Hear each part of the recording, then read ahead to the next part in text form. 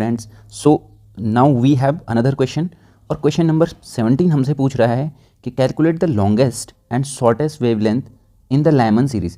तो आपको पता होगा कि ये हमारा अगर न्यूक्ली है और यहाँ पे कोई भी आउटर ऑर्बिट से कोई भी इलेक्ट्रॉन्स जंप करके, आउटर से कोई भी इलेक्ट्रॉन्स जंप करके जब क्या होता है फर्स्ट वाले ऑर्बिट में जंप करता है, उस टाइम पे जो हमारा रेडिएशन होता है उसे हम लाइमन सीरीज़ में रखते हैं, ठीक है। और लाइमन सीरीज़ में जो हमारा रेडिएशन होता है वो आपको पता होगा, ये हमारा अल्ट्रा वायलेट रीजन में होता है। तो अब अगर बात करें जनरल फार्मूले की, कि जो हमारा वेव नंबर होता है, जो जनरल फार्मूला होता है वो उसे हम 1/λ के बराबर लिखते हैं, और यहाँ पे ये आपका r है जो हमारा रेडबर्ग कांस्टेंट है, और ये 1/n1 का स्क्वायर माइनस 1/n2 का स्क्वायर। देखिए n1 क्या है, n1 है हमारा फाइनल सेल जहाँ पे इलेक्ट्रॉन्स को आना है, ठीक है। तो n1 हमारा फाइनल सेल होता है, फाइनल सेल होता है, और जो हमारा n2 होता है ये हमारा क्या होता है, इनिशियल सेल, इनिशियल जहाँ से हमारा इलेक्ट्रॉन्स उठ के आता है, इसे आप ऑर्बिट भी बोलते हो, ठीक है। तो आप इसे ध्यान रखिए।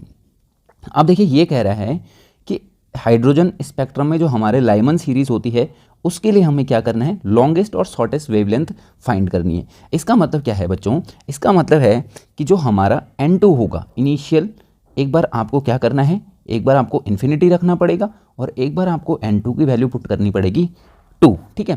तो अगर आप बात करें शॉर्टेस्ट वेवलेंथ की, ठीक है, तो आपको शॉर्टेस्ट वेवलेंथ के लिए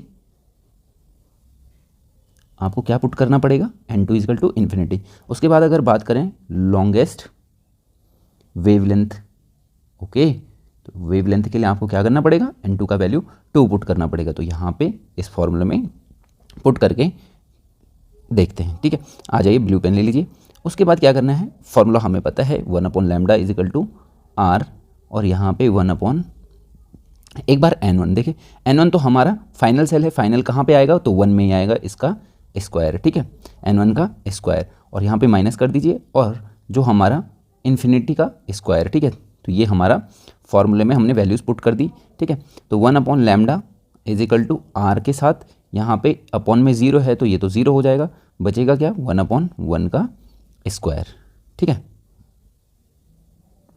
यहाँ पे बचेगा क्या हमारे पास, यहाँ पे हमारे पास बचेगा 1/λ = r, और लैम्डा = हमारे पास बचेगा, लैम्डा = हमारे पास बचेगा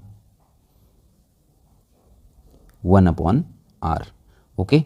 और यहाँ पे हमारे पास फाइनल जो लैम्डा आएगा, r की वैल्यू इसने गिवन दी है क्वेश्चन में, ठीक है। तो 1.09 होती है बेसिकली, ठीक है, 1.09 होती है, 1.1 ये पुट कर ले, ठीक है। तो आपको पता होगा, और 10⁻7, तो ये 10⁻7 ऊपर जाएगा तो माइनस का हो जाएगा, ठीक है। तो यहाँ से जो आपका फाइनल वेवलेंथ आएगा दैट इज़ 9.117 × 10⁻6 सेंटीमीटर, और यही हमारा फाइनल वेवलेंथ क्या बनेगा, इसे अगर हम आर्मस्ट्रॉन्ग में लिखना चाहे तो 911.7 आर्मस्ट्रॉन्ग। तो ये हमारा क्या बनता है जब हम इन्फिनिटी पुट करते हैं। तो ये कौन सा वाला केस है, शॉर्टेस्ट वेवलेंथ वाला। दूसरा केस है हमारे पास जब हम n2 को 2 पुट करेंगे, तो 1/λ तो हमारा वही रहेगा, r हमारा वही रहेगा, 1/ फाइनल सेल तो देखो आना उसे फर्स्ट में ही है, इनिशियल सेल जो हमारा जहाँ से चल के आएगा वो इन्फिनिटी की जगह 2 हो जाएगा, तो 2 का स्क्वायर हमें पुट करना है। तो 1/λ = r, और यहाँ अंदर हमारा बचेगा 1 का स्क्वायर 1 माइनस 1/2 का स्क्वायर 4, तो दिस विल बिकम 1/λ = r, और ये बच जाएगा 4, आप एलसीएम ले लोगे, ठीक है, और ऊपर बचेगा 3/4, ठीक है।